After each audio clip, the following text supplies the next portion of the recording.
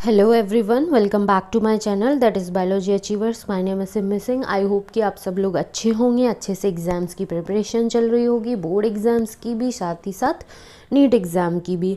सो आज का जो हमारा टॉपिक है उसमें हम डिटेल में डिस्कशन करने वाले हैं स्केलेटल मसल्स के बारे में। प्रीवियस वीडियो जो था उसमें हमने मसल्स, उसका जस्ट एक बेसिक चीज़ें और इंट्रोडक्टरी पार्ट देखा। उसके बाद जो 3 डिफरेंट टाइप के मसल्स हैं, जैसे कि स्केलेटल मसल्स हो गया, विसरल मसल्स हो गया, कार्डियक मसल्स हो गया, इनका हमने कह सकते हैं कि बहुत ही बेसिक सी जो चीज़ें होती हैं उनके बारे में डिटेल में डिस्कशन किया था।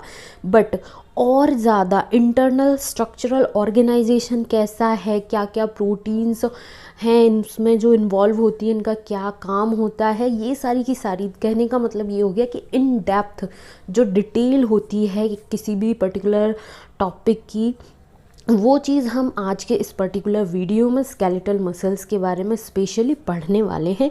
सो वीडियो के एंड तक ज़रूर बने रहिएगा, बिकॉज इसमें बहुत सारी ढेरों इन्फॉर्मेशन है जिससे कि बहुत सारे क्वेश्चंस का फॉर्मेशन बहुत अच्छे खासे बेसिस पर हो सकता है, इवन होता भी है। सो कोई भी पॉइंट मिस आउट ना हो, इसलिए वीडियो के एंड तक ज़रूर बने रहिएगा। एंड कंटेंट हेल्पफुल रहता है तो प्लीज़ चैनल को ज़रूर सब्सक्राइब करें, वीडियो को शेयर करें अपने फ्रेंड्स के साथ एंड लाइक भी ज़रूर करें। सो स्टार्ट करते हैं स्केलेटल मसल्स के बारे में। तो यहाँ पर हमसे बोला गया है कि जो हमारी बॉडी की स्केलेटल मसल है, हर एक स्केलेटल मसल जो हमारी बॉडी में प्रेजेंट होती है वो बहुत सारे मसल बंडल्स या फिर हम कहें कि बहुत सारी मसल फाइबर्स जो हैं उससे मिलकर बनी हुई होती है, जिसको हम फेसिकल्स के नाम से जानते हैं। और ये जो फेसिकल्स होते हैं ये क्या है, एक कोलेजिनस कनेक्टिव टिश्यू के साथ एक दूसरे के साथ जुड़े हुए होते हैं। ये जो एक कोलेजिनस कनेक्टिव टिश्यू की जो लेयर होती है जिसके साथ ये जो मसल बंडल्स हैं एक दूसरे के साथ जुड़े हुए होते हैं, उसको हम फैसिया के नाम से जानते हैं। सो फर्स्ट पॉइंट जो है उसमें हमसे यही बात की गई है कि each organized skeletal muscle in our body is made up of number of muscle bundles और फैसिकल्स। जो हमारी स्केलेटल मसल्स हैं बॉडी के, वो बहुत सारे मसल बंडल्स और फैसिकल्स से मिलकर बना हुआ होता है and held together by a common collagenous connective tissue layer, जिसको हम फैसिया के नाम से जानते हैं। और ये जो नंबर ऑफ मसल बंडल्स जो हमारे बॉडी में प्रेजेंट हैं या फिर हमारे स्केलेटल मसल्स का फॉर्मेशन करते हैं, ये क्या है, एक दूसरे के साथ कैसे कनेक्टेड होते हैं, एक कोलेजिनस कनेक्टिव टिश्यू लेयर होती है उसके थ्रू कनेक्टेड होते हैं। उस कोलेजिनस कनेक्टिव टिश्यू लेयर को हम फैसिया के नाम से जानते हैं। सो आई होप कि फर्स्ट पॉइंट जो है वो अच्छे से क्लियर हो गया होगा। उसके बाद यहाँ पर बात की गई है कि each muscle bundle contain a number of muscle fibres.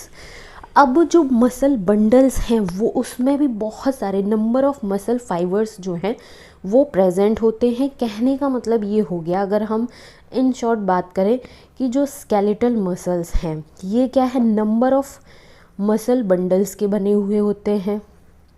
और ये जो मसल बंडल है इसमें भी नंबर ऑफ मसल फाइबर्स जो हैं वो प्रेजेंट होते हैं, या फिर बहुत सारे मसल फाइबर्स से मिलकर मसल बंडल्स बनते हैं और बहुत सारे मसल बंडल्स जो है कलेक्ट होकर स्केलेटल मसल्स जो है उसका फॉर्मेशन करते हैं। ठीक है।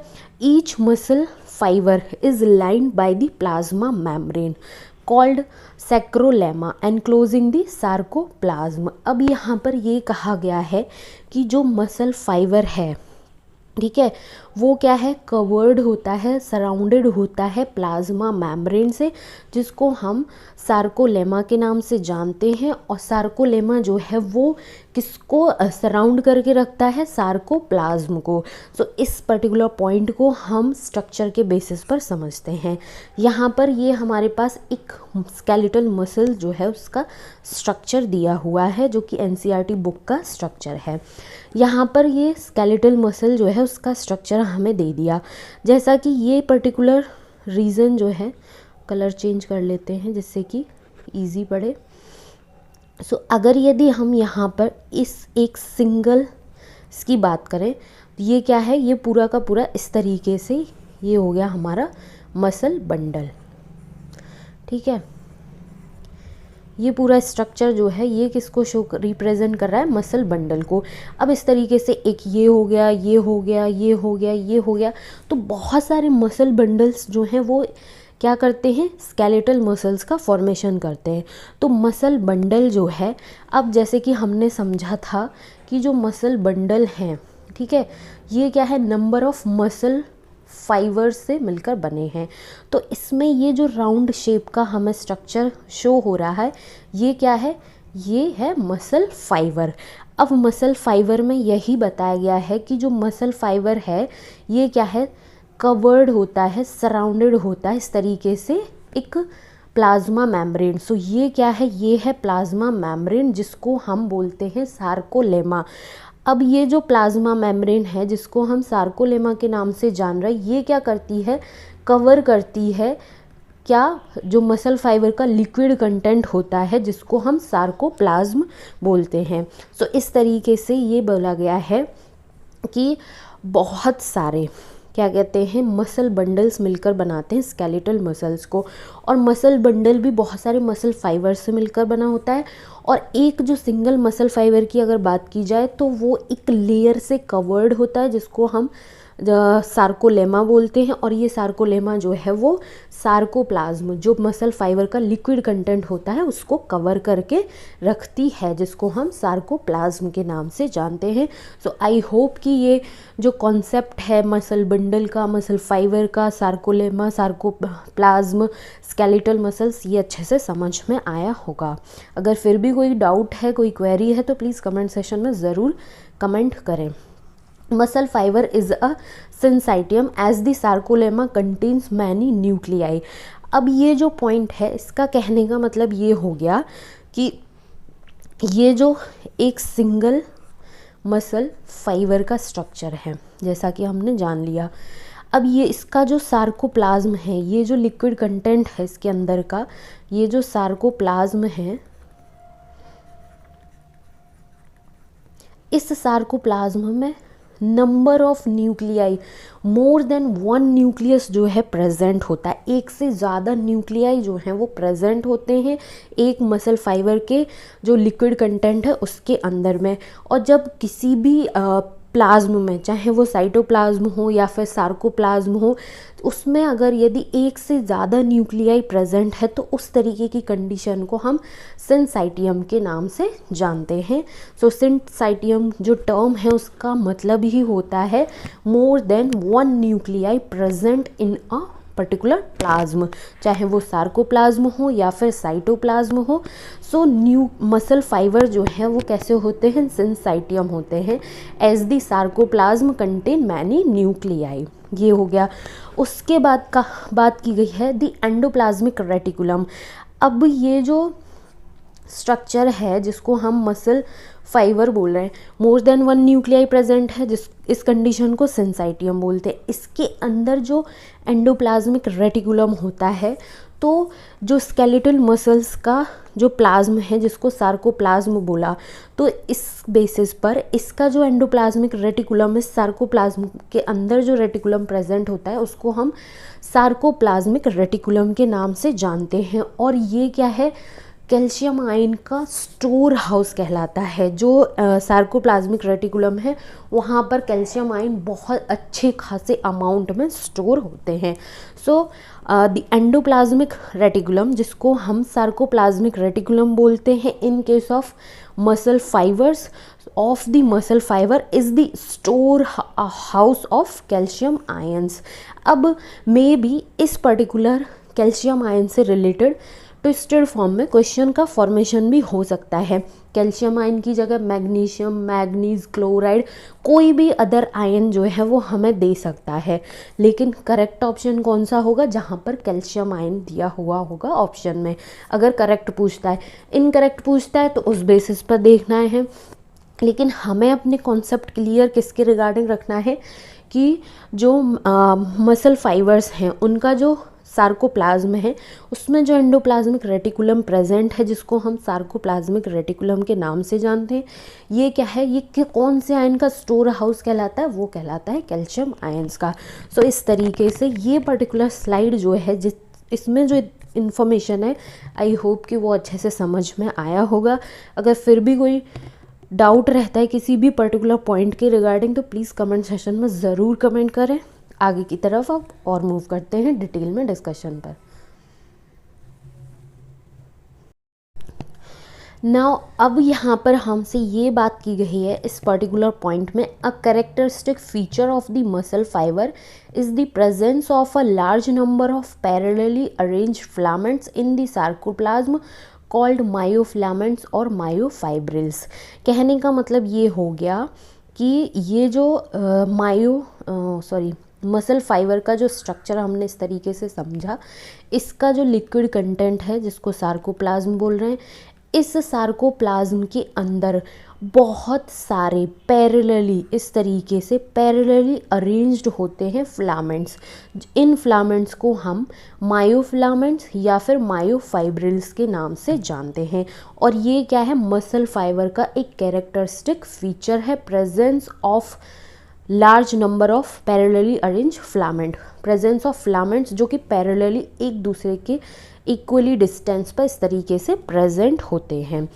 अब ये जो फिलामेंट्स हैं जिनको हम मायोफिलामेंट्स और मायोफाइब्रिल्स बोल रहे हैं, ये क्या होते हैं, मायोफाइब्रिल्स जो है वो ऑल्टरनेट बेसिस पर प्रेजेंट होते हैं। कहने का मतलब ये हो गया कि एक जो फिलामेंट होगा वो डार्क होगा, एक फिलामेंट लाइट होगा, फिर डार्क होगा, फिर लाइट होगा, फिर डार्क होगा, फिर लाइट होगा। सो इस तरीके से ऑल्टरनेटेड बेसिस पर प्रेजेंट होते हैं dark and light band in filaments के, ठीक है। So each microfibril has alternate dark and light band on it. A detailed study of myofibrils has established that the striated appearance is due to the distribution pattern of two important protein, actin and myosin.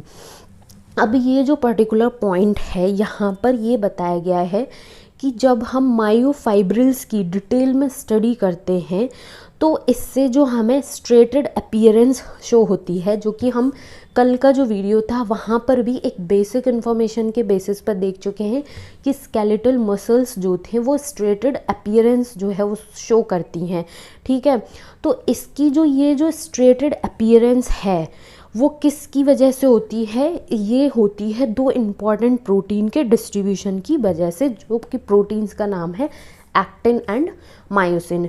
सो अगर यदि question का formation होता है और वहाँ पर पूछा जाता है कि स्केलेटल मसल्स जो हैं वो स्ट्रेटेड अपीयरेंस शो करते हैं, तो वो कौन सी दो प्रोटीन्स के डिस्ट्रीब्यूशन की वजह से शो करते हैं, तो उसमें जो होगा आंसर वो होगा एक्टिन एंड मायोसिन प्रोटीन्स की वजह से।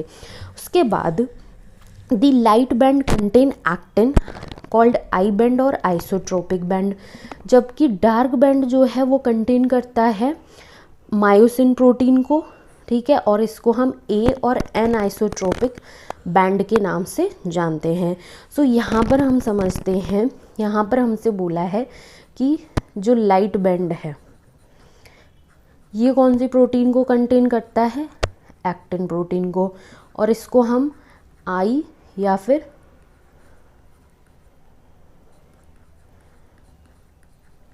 आइसोट्रोपिक बैंड के नाम से जानते हैं। साथ ही साथ जो डार्क बैंड है वो कौन से प्रोटीन को कंटेन करता है, वो करता है मायोसिन प्रोटीन को। ये जो डार्क बैंड है इसको हम ए बैंड या फिर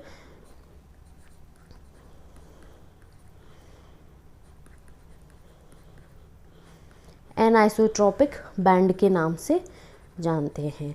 ये बात की गई है इस पर्टिकुलर पॉइंट में, ठीक है। So the light band contain actin and called I band और आइसोट्रोपिक बैंड, जबकि डार्क बैंड जो है वो कंटेन करता है मायोसिन प्रोटीन को, और इसको हम ए और एन आइसोट्रोपिक बैंड के नाम से जानते हैं। अब जो लाइट बैंड है जो कि एक्टिन प्रोटीन को कंटेन कर रहा है, ये क्या होते हैं, पतले होते हैं, थिनर होते हैं डार्क बैंड के कंपैरिजन में, ठीक है। So actin filaments are thinner as compare to myosin filaments, hence are commonly called thin and thick filaments. जैसे कि यहाँ पर बताया गया कि जो लाइट बैंड है वो एक्टिन प्रोटीन को कंटेन करता है, एक्टिन प्रोटीन के फिलामेंट्स को। ये क्या होते हैं, ये पतले होते हैं, थिन होते हैं डार्क बैंड जो मायोसिन को कंटेन कर रहे हैं उसके कंपैरिजन में। तो इस बेसिस पर एक्टिन फिलामेंट्स जो हैं उनको हम थिन फिलामेंट्स के नाम से जानते हैं, और जो क्या कहते हैं मायोसिन फिलामेंट्स हैं उनको हम थिक फिलामेंट के नाम से भी जानते हैं। ये हो गई पर्टिकुलर स्लाइड की सारी इन्फॉर्मेशन। आई होप कि ये अच्छे से समझ में आया होगा। उसके बाद और देखते हैं,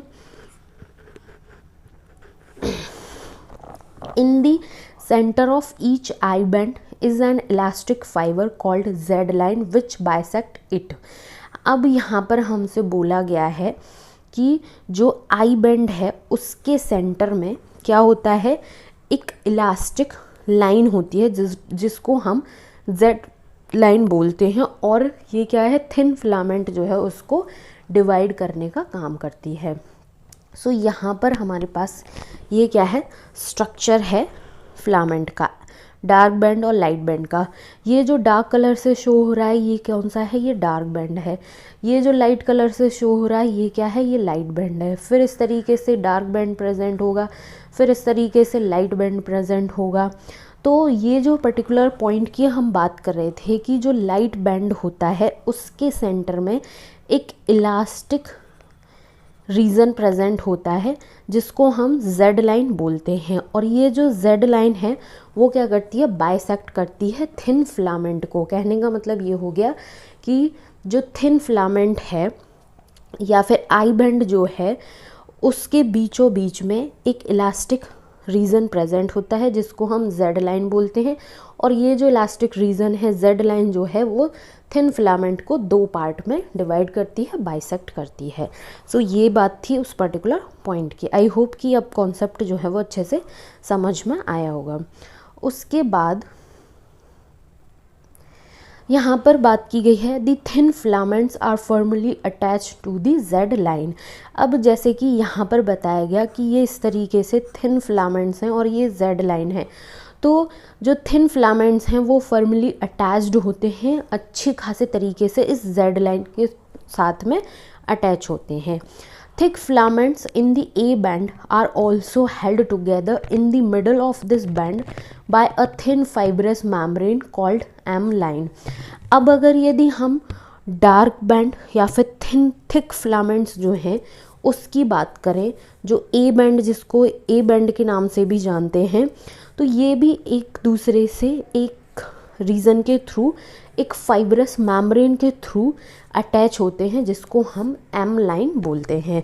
जिस तरीके से थिन फिलामेंट्स जो हैं वो जेड लाइन के थ्रू डिवाइड हो रहे थे, तो उसी तरीके से थिक फिलामेंट जो ए बैंड में थिक फिलामेंट होते हैं वो एक दूसरे के साथ एक थिन फाइब्रस मेम्ब्रेन के साथ जुड़े हुए होते हैं जिसको हम एम लाइन के नाम से जानते हैं। A and I band are arranged alternatively throughout the length of myofibrils. So जो जितना भी मायोफाइब्रिल वाला जो फिलामेंट है बड़ा होगा उसमें जो A और I बैंड हैं, कहने का मतलब ये हो गया कि light band, dark band, light dark. So ये इस तरीके से ऑल्टरनेटिव बेसिस में पूरे के पूरे मायोफाइब्रिल की जितनी लेंथ होगी उतने में ऑल्टरनेटिव बेसिस पर प्रेजेंट होंगे। एक बैंड लाइट होगा, एक डार्क होगा, एक लाइट होगा, एक डार्क होगा, एक लाइट होगा, एक डार्क होगा। ये बात की गई है इस पर्टिकुलर पॉइंट में। उसके बाद हमसे बोला गया है the portion of the myofibril between two successive Z line is considered as the functional unit of contraction called a sarcomere. यहाँ पर ये बात की गई है कि जो पोर्शन है माइक्रोफाइब्रिल का दो जेड लाइन के बीच का, ठीक है। फॉर एग्जांपल इस स्ट्रक्चर के बेसिस पर समझते हैं हम कि यहाँ पर हमने ये स्ट्रक्चर दे दिया, ये एक जेड लाइन है, ओके। उसके बाद ये एक जेड लाइन है, ये जो दो जेड लाइन के बीच का जो पोर्शन है इसको हम किस नाम से जानते हैं? सैक्रोमेयर के नाम से जानते हैं।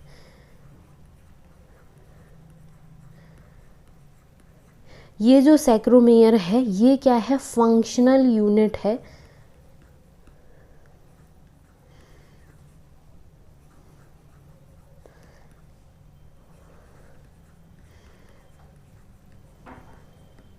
कॉन्ट्रैक्शन की। सो हम ये कह सकते हैं कि जो हमारे मसल्स में कॉन्ट्रैक्शन होता है वो किसकी वजह से होता है? सैक्रोमेयर की वजह से होता है। और सैक्रोमेयर क्या है? वो रीज़न है जो दो जेड लाइंस के बीच का जो पोर्शन होता है मायोफाइब्रिल का, मायोफाइब्रिल में जो दो जेड लाइंस हैं उसके बीच का जो पोर्शन होता है उसको सैक्रोमेयर कहते हैं। और सैक्रोमेयर जो है वो क्या है? फंक्शनल यूनिट है कॉन्ट्रैक्शन की। सो इस तरीके से ये पॉइंट जो है वो हो जाता है हमारा कंप्लीट। नाउ और इन्फॉर्मेशन की अगर बात की जाए यहाँ पर, तो इन दी रेस्टिंग स्टेट जो है उसकी बात की गई है कि जब हमारे जो मसल्स हैं, स्केलेटल मसल्स जो हैं वो रिलैक्स्ड स्टेट में हैं, बॉडी मीन्स किसी भी पर्टिकुलर ह्यूमन बॉडी जो है वो एकदम रिलैक्स्ड स्टेट में है, तो उस पर्टिकुलर स्टेट की बात की गई है। तो यहाँ पर बताया गया है कि in the resting state the edges of thin filaments on either side of the thick filament. कहने का मतलब ये हो गया, यहाँ पर हम समझते हैं कि ये हमारा है एक थिक फिलामेंट ब्लू कलर से। उसके बाद ये क्या है? हमारा है पिंक कलर का थिन फिलामेंट। ठीक है। So the edges of thin filament on either side of thick filament. Thick filament के दोनों साइड पर जो थिन फिलामेंट प्रेजेंट हैं ये क्या करते हैं? Partially overlap the free end of thick filament leaving the central part of the thick filament. ये जो थिन फिलामेंट हैं इसका ये जो फ्री एंड होता है थिक फिलामेंट का, इसको पार्शियली ओवरलैप कर देते हैं, इस तरीके से ढक लेते हैं। लेकिन जो थिक फिलामेंट का सेंट्रल वाला पार्ट है इसको नहीं ओवरलैप करते, इसको खुला छोड़ देते हैं। ये जो this central part of thick filament not overlapped by this filament is called Z zone। अब जो थिन फिलामेंट के थ्रू ओवरलैप नहीं हुआ होता है सेंट्रल पार्ट थिक फिलामेंट का, कहने का मतलब ये हो गया कि ये जो पर्टिकुलर पार्ट है थिक फिलामेंट का जो कि ओवरलैप्ड नहीं है, इस पर्टिकुलर पार्ट को हम Z जोन के नाम से जानते हैं। सो ये हुआ हमारा पूरा का पूरा इस पर्टिकुलर स्लाइड की सारी इन्फॉर्मेशन के बारे में सारी चीज़ें।